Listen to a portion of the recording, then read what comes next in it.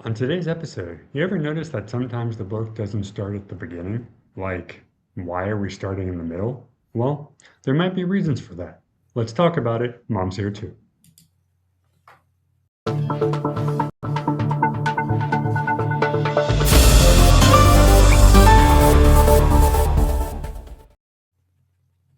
Hey, everybody. My name is Rob. This is my mom, Karen, and we have another episode of Books, Banter, and Beyond today. And this one's a fun one. I believe they call it non-linear storytelling, and it's something that a lot of authors tend to do.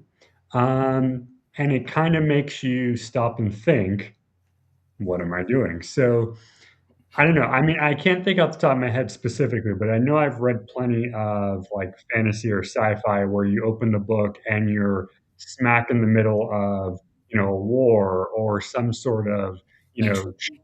whatever. So it And sort of you're kind sets it up, sort yeah, of and you're kind of wondering, wait a minute, how did this person get here? And then as you go, you realize they're going to explain why this the person is in the middle backstory. of whatever. So it's an interesting way to go about it. And it really is strictly a fiction thing because obviously, if you're talking nonfiction, you have to be linear if you're going to actually explain the rules, so to speak. Right. But the idea that, the author just made you stop and say what's happening, that's their, I guess, on purpose, kind of. Yeah, I would think so. It kind of How did we get here? right, What just happened? right. Um, and it does make you stop, and I think that's the reason why some authors will do this nonlinear writing, because they're trying to throw you off, but also engage you at the same time. So as opposed to, we've always talked about how many stories follow that, ABC, this kind of flips the letters a little bit. So you might be starting with B and ending with A. I can give you an example. So when Sure. I read those series of books where there's literally seven, eight, nine books, and the next book leads off with where it ended, right?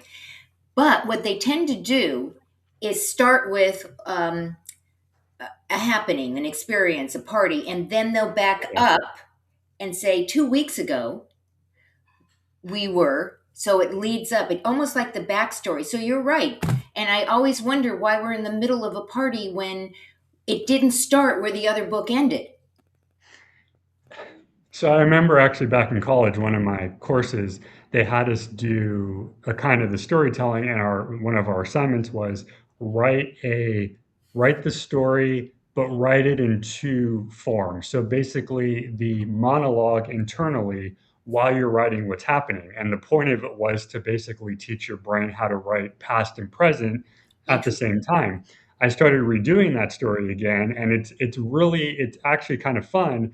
It's slightly confusing when you're writing it because you're trying to make sure you're keeping everything in order when there is no order. But I do like the ability that you can take people to back while still keeping it going forward equally. It's a very Yeah, it strange. sort of like gets people excited about where it's going, that they do want to know the backstory. I'm talking this like it's a backstory, but it kind of is. It goes backwards and then it goes forward again, kind of. So what do you think then? I mean, because another point that I've found was that it has to do with how our memory as people work. Our memory doesn't necessarily go in a straight line all the time. It does jump between various things. Maybe you turn on the TV, you see a commercial for something, you go, whoa, and it takes you backwards. Right, Or maybe you're driving somewhere, you see a billboard and you're like, right, what? And it kind of makes you think of what's going to be happening. right. So a lot of times, authors and writers who do this, they'll talk about how it's kind of, we're trying to make it easier for you as the reader Hmm. because your mind doesn't go exactly one by one by one. So they're thinking, well, hey, if your mind doesn't do that, let's make the character do the same thing so that way you maybe feel more, connected, right? You're saying it actually does it's telling the story the way our brain thinks, anyways. Yeah, I mean, have you ever noticed that in a book where you're kind of going, this person is thinking and doing exactly the way I would be thinking and doing, and you don't know why it makes sense, and then you realize after, oh, okay, so this individual Hmm. is doing what I'm doing. They're discussing things the way I discuss. They're planning for things. They're remembering, whatever. It's Right, and it makes you want to continue because it almost feels like they get you. it does, and I think it builds a puzzle, but not one that's going to be hard to Put together. put together. The fact that all the pieces are there, it actually, now, as I'm thinking about it, it's like making a jigsaw puzzle. You have all the pieces, everything looks jumbled, but as you go through, you might be working on one corner, Together. work on the other corner, and then you go inward, and all of a sudden you have the picture. So, Right, so a book that is written nonlinear is kind of like reading.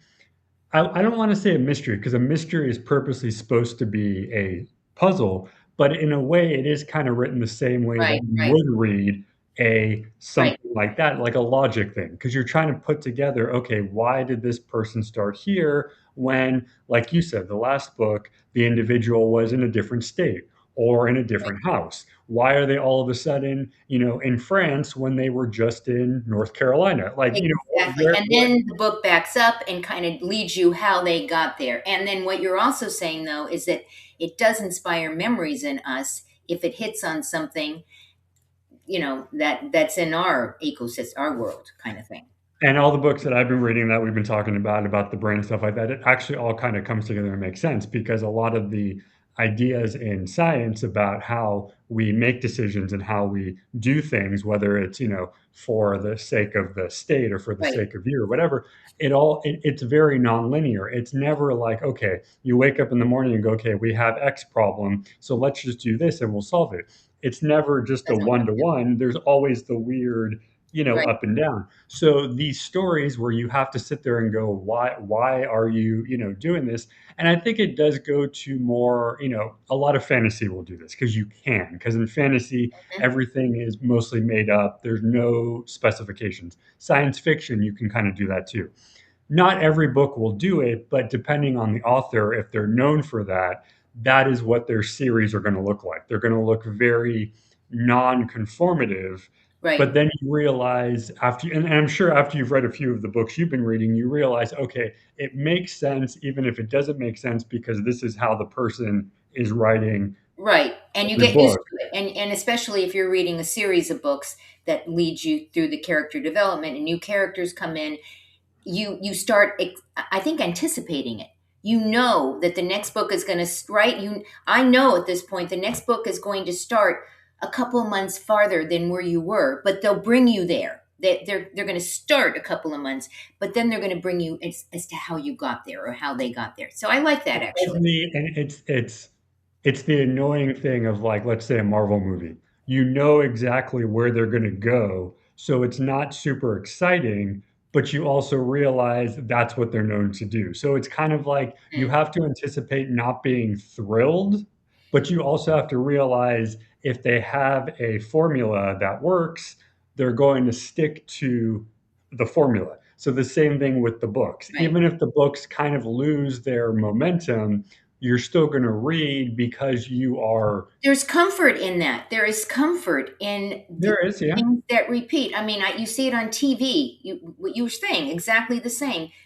There's a format that certain shows follow. It starts a certain way. There's a situation, then this happens, and it ends to the point that you know what's going to happen. You literally know Yeah. what's going to happen. You know who the bad guy is, the good guy. You know, but why do we keep watching it? Because it's comfortable. I think we get comfortable watching something that we're used to. That Well, maybe we'll ask the people watching, do you enjoy the obscurity of the book Mhm. because of the comfort, or would you prefer more of a XYZ, flat type of thing? I'm curious to know. What do you I like, kind of, Rob? How about for you? me, I mean,